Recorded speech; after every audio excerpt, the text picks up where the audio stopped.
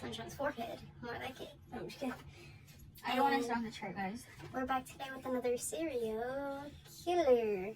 So, let me get my story pulled up while I do a shot. Raven, tell them how you're doing. I'm doing good. I'm gonna pour the milk into the cereal. So I just watched the TikTok, and we're getting closer and closer to where they're going to ban gay marriage again. Oh, so, wow. That sucks. And for all you people that think, oh, I'm safe, they're coming for the interracial couples next. They are. And then eventually, once they get through all of that, and they get us back in our groups, where they want us loving who they want us to love, then Jim Crow will be coming back. So, for all you people that voted for that white man with the toupee, you done us wrong. You done us wrong. Anyways, Serial, you got your killer. Hello, guys. Today you're going to be coming into my little world where we talk about serial killers in one of every other video. So, I'm just going to give you guys trigger warnings for racism, for torture, and for a lot of other things that have to do with murder. So, before we get into it, I just wanted to let you know this is going to be a sensitive subject that we're going to be talking about. So if you don't like that and if it makes you uncomfortable, we understand. You can watch another video of ours. And I'm sorry that this one isn't for you. Also, I'm going to be getting all of my resources from Wikipedia. So if there's something that's not correct or if I missed something, please let us know in the comments. Now, Also, oh, I didn't know this was your video. I'm sorry, guys. I'm just kidding. I just had to say one more thing. Stay tuned until the end of the video so you can see us try our review. Anyways, now back to Sunshine. Anyways, today I'm going to be talking about Delphine Lalaurie. It says Marie Delphine McCarty, or McCarthy, was born on March 9th, 1787. She was more commonly known as Madame Blanc, or after her third marriage as Madame Lalaurie. She was a New Orleans socialite and serial killer who was believed to have tortured and unalived enslaved people in her household. Now, let me get into her. That's the one from American Horror Story. Evil bitch.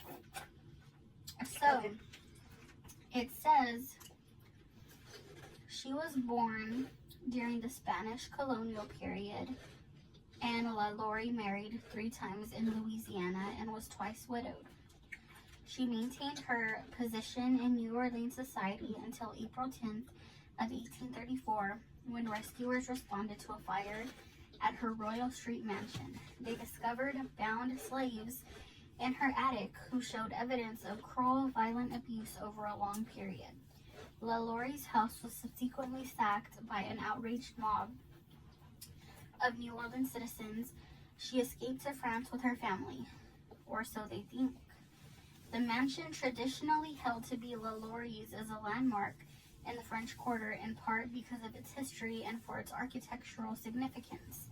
However, her house was burned by the mob, and the Lalaurie mansion at 1140 Royal Street was in fact rebuilt after her departure from New Orleans. Let's get into her early life. Okay. Marie Delphine McCarty was born in New Orleans, Spanish Louisiana, on March 19th, 1787, as one of 5 children. Her father was Louis Bartholomew de McCarty, originally Chevalier de McCarty, whose father, Bartholomew de McCarty, moved the family to New Orleans from Ireland around 1730 during the French colonial period. The Irish surname McCarthy was shortened to McCarty or de McCarty, and her mother was Marie Jean Lerabel.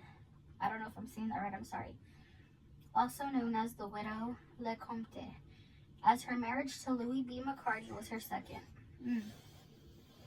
Both of Delphine's parents were prominent in the city's European Creole community. Her uncle by marriage, Esteban Rodriguez Miro, was governor of the Spanish-American provinces of Louisiana and Florida during between 1785 and 1791.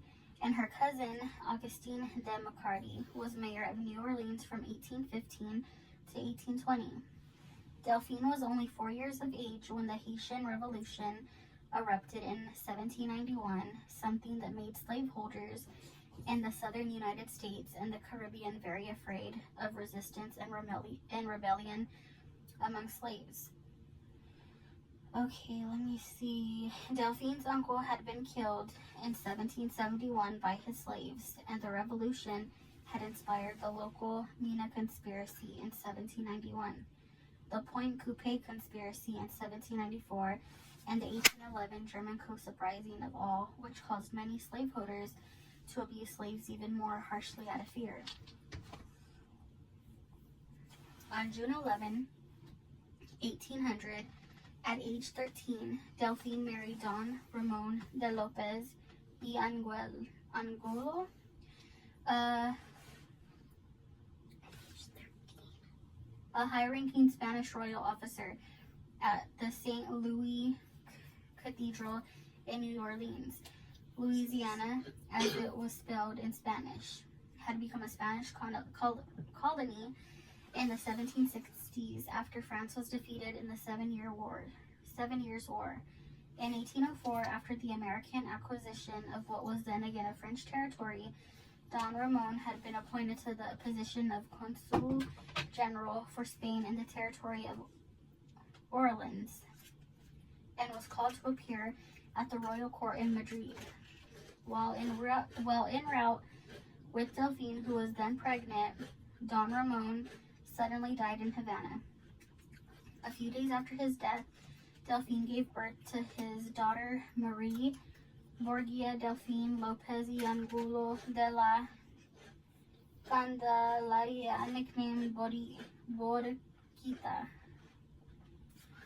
Damn, she had a long-ass name. So the Mexicans do it. The widowed Delphine and her child returned to New Orleans, her second marriage. In June 1808, aged around 21, Delphine married Jean Blanc, a prominent banker, merchant, lawyer, and legislator. At the time of the marriage, Blanc purchased a house at 409 Royal Street for the family, which became known later as the Villa Blanc. Delphine had 4 children by Blanc, named Marie Louise, Pauline, Louise Marie Laure, Marie Louise Jean, and Jean Pierre Pauline Blanc. The elder Jean Blanc died in 1816, her third marriage. On June 25th of 1825, what? Oh, that you're melting. It is.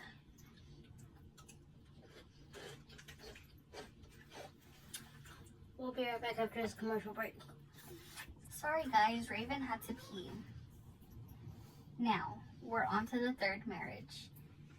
On June 25th, 1825, Delphine married her third husband, physician Leonard Louis Nicholas Lalaurie, who was 15 years her junior.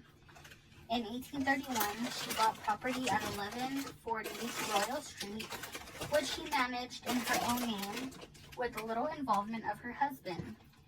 In 1832, she had a 2-story mansion built there, complete with attached slave quarters.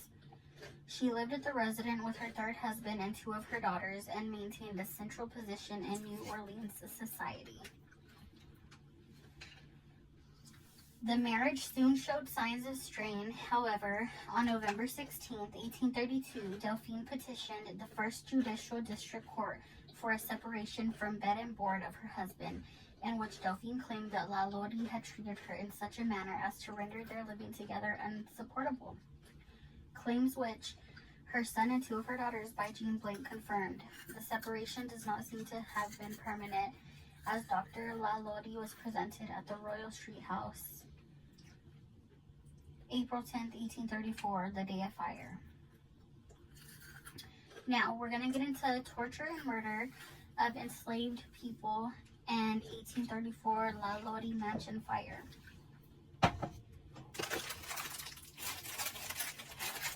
Accounts of Delphine's treatment of people she enslaved between 1831 and 1834. Recounting tales told to her by New Orleans. So Harriet Martineau wrote in 1833, I guess, all the details that she was told, that happened, and it was told to her by residents, by New Orleans residents during her 1836 visit. She claimed that the enslaved people of Lalaurie were observed to be singularly haggard and wretched when compared to other enslaved individuals. However, at least in public appearances, Lalaurie was seen to be generally polite to black people and solicitous of the health of those enslaved. Solicitous, that's the word. Funeral registers between 1830 and 1834 document the death of 12 enslaved people at the Royal Street Mansion. Although the causes of said deaths are not mentioned, these deaths included a woman named Bon, 1803 to February 7th of 1833, a cook and a laundress and her 4 children. Joliet, 1820 to February 21st, 1833, died at age 13. Florence died at age 10. Jules, age 6, and the youngest, age 4. Respectively, Bon had previously been a slave by a refuge from Saint Domingue and was described during her cell as a chronic runaway, with an influx of white and free Saint Dominican refugees of color and those whom had they enslaved. The fear of enslaved from Saint Domingue still lingered in Louisiana.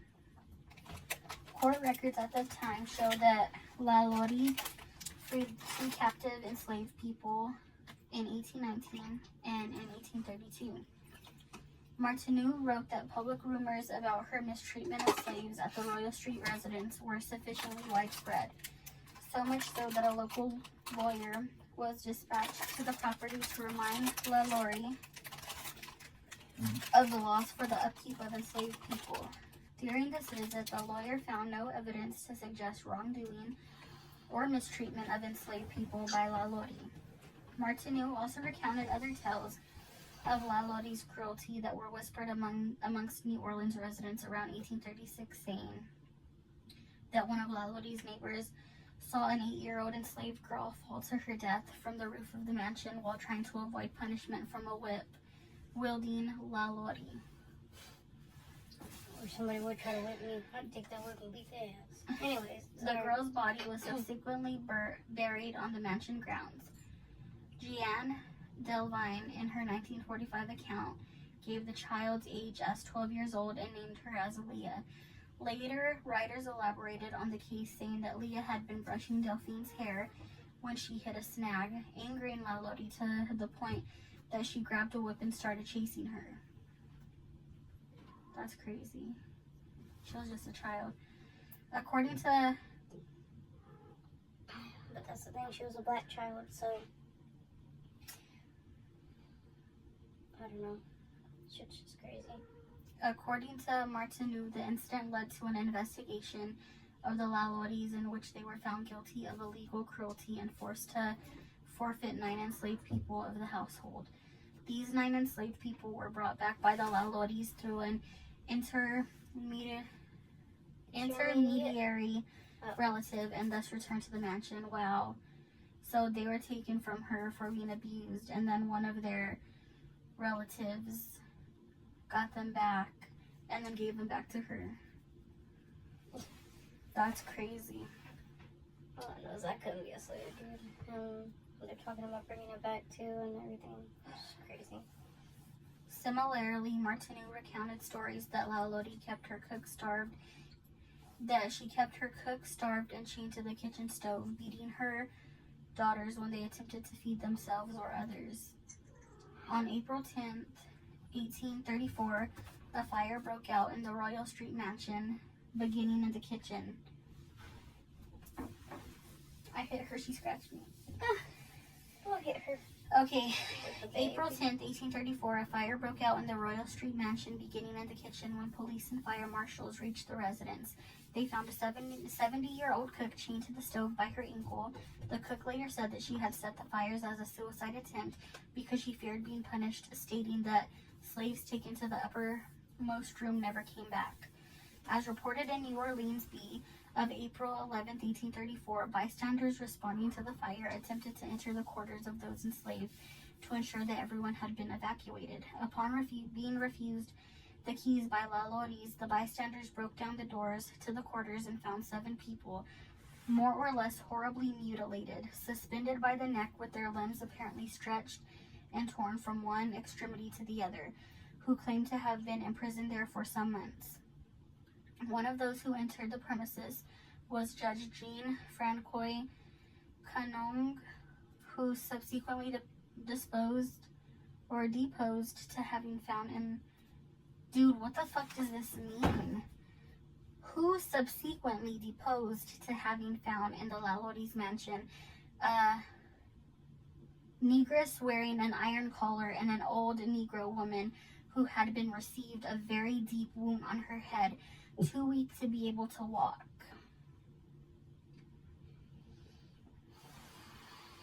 I don't know why you're looking at me. I know, but like, bitch, no, see it. Kanong said that when he questioned Lalaurie's husband about those enslaved on the property, he was told in an insolent manner that some people had better stay at home rather than come to others' houses to dictate laws and meddle with their people's business. What? So the husband basically told him to mind his business. I know. A version of this story circulating in 1836 and recounted by Martineau added that the enslaved people were emaciated, which emaciation is defined as a state of extreme thinness from absence of body fat and muscle. So that's what an episode of Deadly Women. They showed signs of being flayed with a whip, were bound in restrictive postures, and wore spiked iron collars which kept their heads in static positions. Bitch. When the discovery of the abused and enslaved people became widely known, a mob of local citizens attacked the Royal Street mansion and demolished and destroyed everything upon which they could lay their hands. A sheriff and his officer were called to disperse the crowd, but by the time the mob left, the property had sustained major damage with scarcely anything but the walls. Marie's slaves were taken to a local jail where they were available for public viewing.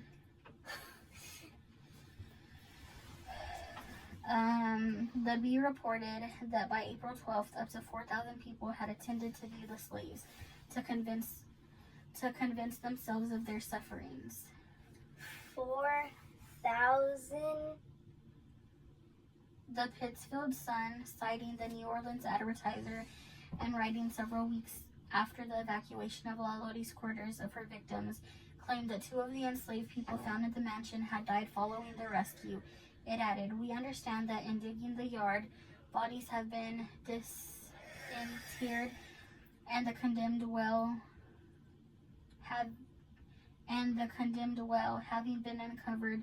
Others, particularly that of a child, were found." These claims were repeated by Martineau in 1838's book Retrospect of Western Travel, where she placed the number of unearthed bodies at 2, including a aforementioned child, Leah.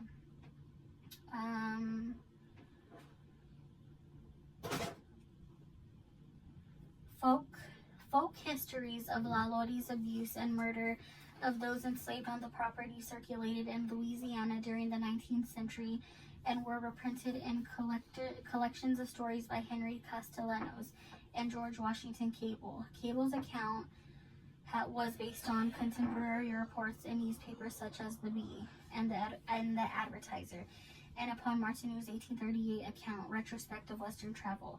He added some of his own synthesis, dialogue, and speculation. After 1945, accounts of those enslaved by Lalaurie became more explicit. Jean Delphine, writing in ghost stories of old New Orleans, alleged that Lalaurie had a sadistic appetite, and that it seemed never appeased until she had inflicted on one or more of her black servitors some hideous form of torture, and claimed that those who responded to the 1834 fire had found male slaves stark naked, chained to a wall, their eyes gouged out, their fingernails pulled off by the roots. Others had their joints skinned and festering great holes in their buttocks where the flesh had been sliced away. See, that's their ears hanging by shreds, their lips sewn together, intestines were pulled out and knotted around naked waist. There were holes in skulls where a rough stick had been inserted to stir the brain. Delphine did not cite any sources for these, and they were supported by the primary sources. The story was further put in the Journey in Darkness, Ghosts and Vampires of New Orleans, 1998, by Kalia Katharina Smith, the operator of a New Orleans ghost tour business. Smith's book added several more explicit details. The discoveries allegedly made by rescuers during the 1834 fire, including a victim who obviously had her arms amputated and her skin peeled off in a circular pattern, making her look like a human caterpillar, and another who had her limbs broken and reset at odd angles so she resembled a human crab. Many of the new details in Smith's book were unsourced, while others were not. Today, modern retelling of Lalaurie's legend often use Delphine and Smith's versions at the basis for claims of explicit torture and number enslaved people living on the property who died under Lalaurie's care at as many as 100. And then it says Lalaurie's life after the 1834 fire is not well documented. Martineau wrote in 1838 that she fled New Orleans during the mob violence that followed the fire, taking a coach to the waterfront and traveling by schooner to Mobile, Alabama, and then to Paris. By the time Martineau personally visited the Royal Street Mansion in 1836, it was still unoccupied and badly damaged with gaping windows and empty walls. And the last thing, it says, while Delphine was living in exile in Paris with her mother and two sisters, Pauline and Laure, her son Paulin Blanc wrote on August 15, 1842, to his brother-in-law Augustus de Lasso, stating that Delphine was serious about returning to New Orleans and had thought about doing so for a long time. He wrote in the same letter that he believed that his mother never had any idea about the reason for her departure from the city. Despite Delphine's bad mood and her determination to return, the disapproval of her children and other relatives had apparently been enough for her to cancel her plan. The circumstances of Lalaurie's death are also unclear, and in 1888, George Washington Cable recounted a popular but unsubstantiated story that Lalaurie had died in France in a boar hunting accident. In the late 1930s, Eugene Bex, who served as sexton to St. Louis Cemetery No. 1 until 1924, discovered an old cracked copper plate in alley 4 of the cemetery. The inscription on the plate read, Madame Lalaurie, née Marie Delphine McCarthy. The English translation of the inscription reads, Madame Lalaurie, born Marie Delphine McCarthy, died in Paris December 7th, 1842 at the age of, I don't know, it doesn't say the age. It says according to the French Archives of 62. According to the French Archives of Paris, however, Lalaurie died December 7th, 1849 and not 1842 at the age of 62. She was born a parasite and she should have died by Lysol. Did you say Lysol? Yes, bro. This bitch pisses me off, dude. Like, how can you have that much hate in your fucking... within you to just hurt people? Children, just... I don't know, guys. Also, guys, I'm sorry if I didn't say things as put together as I wanted to. A lot of these words were like French last names and stuff like that, and then the way the article is written kind of like, not that it's not written right, but like they kind of wrote old-timey, so like some of the stuff didn't make sense, so I was trying to like make it make sense. But basically she was a horrible person that tortured the slaves she had at her house. And she made somebody look like a fucking human crab. And then what was the other thing you said? A human centipede? a caterpillar, like they peeled the skin, and then that their lips were sewn and some of their ears were like sliced. Bitch, I don't know. I would have bit that lady. I would have bit her right in the fucking neck and tore a piece out. And then some of them had their like chunks of meat, I guess, missing in their buttocks. I heard that. Oh, I heard that. God, I hope she died in the worst fucking way. I hope she's burning right now. I'm sorry, guys. Like, I know that sounds horrible, but this bitch pisses me off, dude. And that's the thing that pisses me off about all racist people, is the fact that y'all just think that y'all are racist because y'all don't like the color of our skin. Like, no. If y'all want me to cover the true reason behind racism, I will. Just let me know in the comments below. Even if not, I'll still do it on my other channel. The Great Invasion of 1442. Y'all know. Dude, this bitch pisses me off. God, I hope that voodoo queen fucked her up. Don't say it. My grandma do voodoo. Fuck it now. Playing with it. Dude. I don't know. I don't get people who could just hurt people just because. Just stupid shit. I don't know. I feel Those like people did nothing to you. But simply existed. I'm sorry. No, you're good. I was gonna say, I feel like what's even worse is that, like, after some of the survivors were saved, they put them in a jail to be displayed.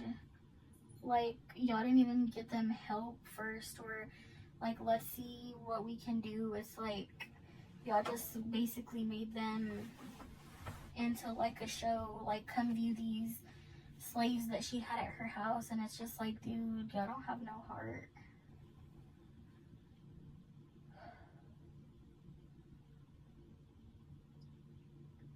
But I've heard that she never flew, like when they said she fled to France. that wasn't really what happened, that she just hid out and stayed in New Orleans, but some people say that she did, so who knows. But either way, I heard that she stayed in New Orleans, and then like some voodoo queen, like, oh, she got our people's lick back for sure. But it's so crazy though that, like, what's crazy to me is, yeah, like, she probably got what was right, like her karma. Mm-hmm. She got what was deserved. But what's crazy though is that not even the police tried to arrest her or anything. Like, she was able to just like flee. But I heard that like her own people like even looked at her like, bitch, you're evil for the shit. Like, other slave owners looked at her and they were like, bitch, you're like evil. Not even we are this bad, you know? Yeah, exactly. And then it's just crazy that they took her slave, and I don't even like saying that, like, Her. they took the people that she enslaved, and literally someone went and got them back for her and gave them back to her. Like, how did y'all not? I don't know, bro. That's the fact crazy. that they had fucking injuries Like, in their heads. and their then eyes gouged out.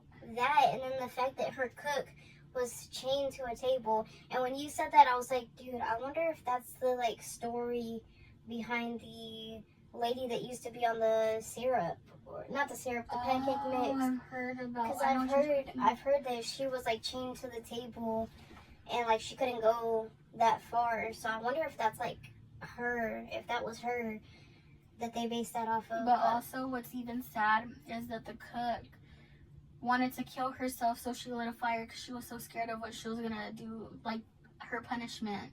With that, and then the little girl that, like, literally tried to escape her and then ended up dying.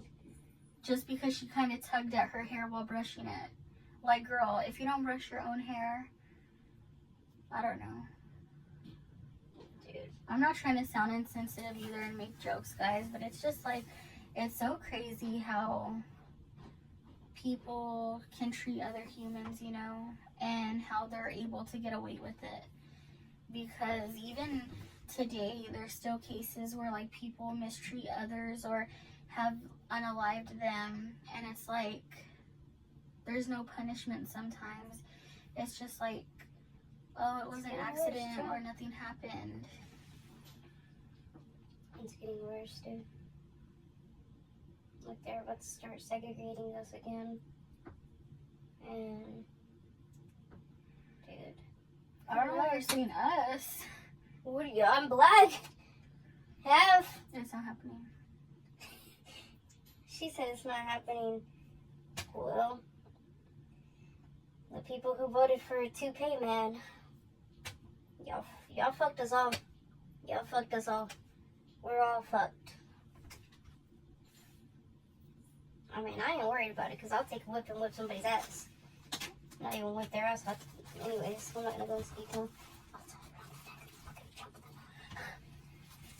Oh, dude.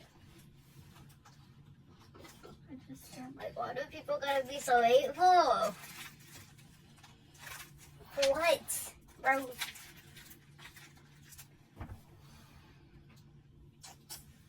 And it's like you couldn't even sit down and have a conversation with the full-on racist because they're just gonna tell you, fuck you, I hate you, you're black, or you're Mexican.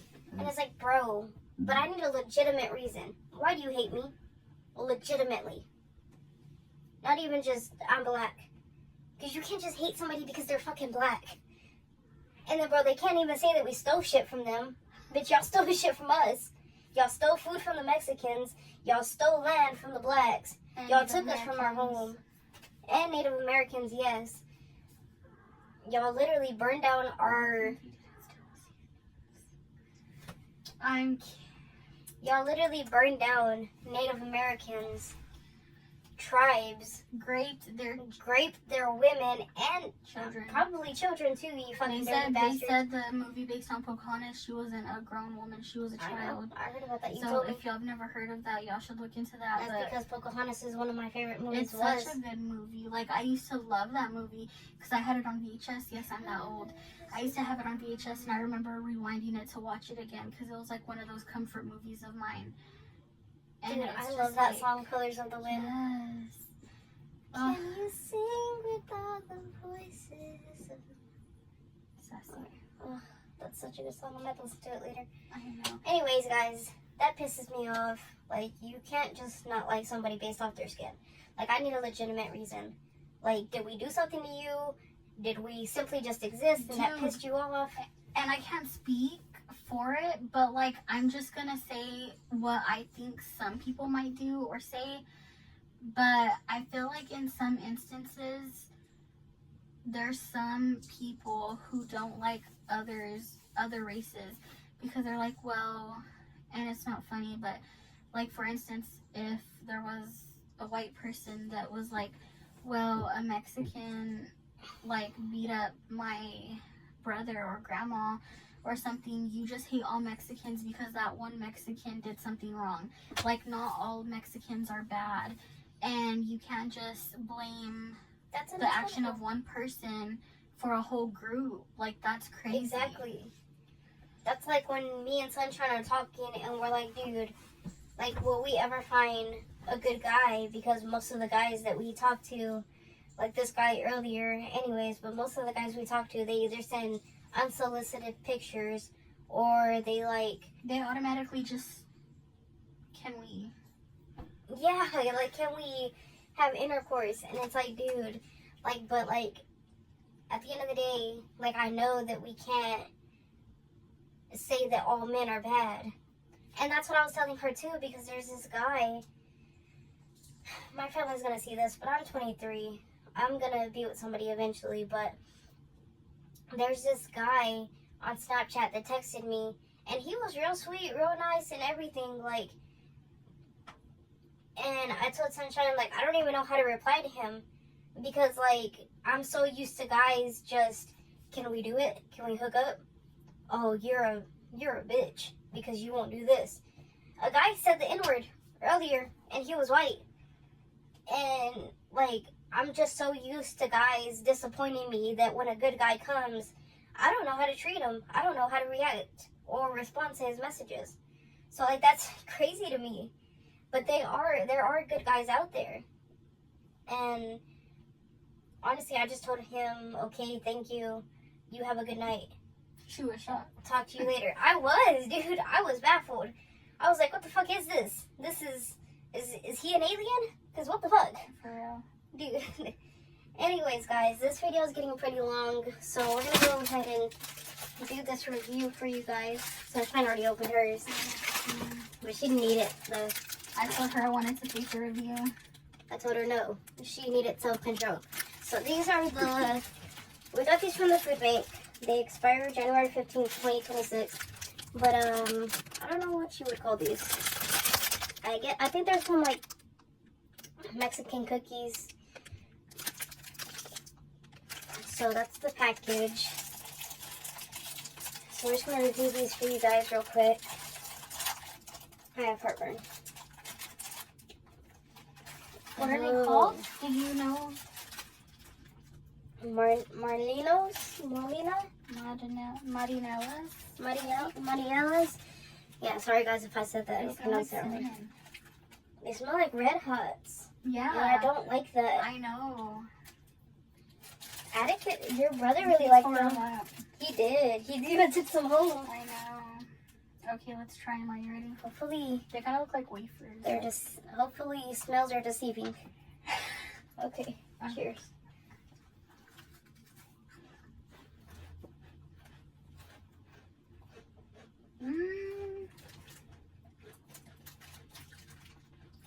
I'm not mad.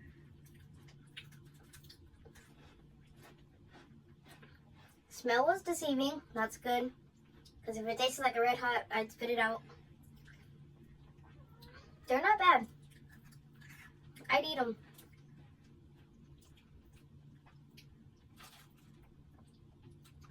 You kind of get like an aftertaste with like spice. But like, other than that, it's good. Definitely better than the cinnamon toasts. Sorry guys, the video is about to cut off. We had technical difficulties, but we love you guys and help us reach our goal of 10,000 subscribers. Thank you. Cruising down the highway, windows down low. Sunset paints the sky in a fiery glow. Mountains rise up, touching clouds above.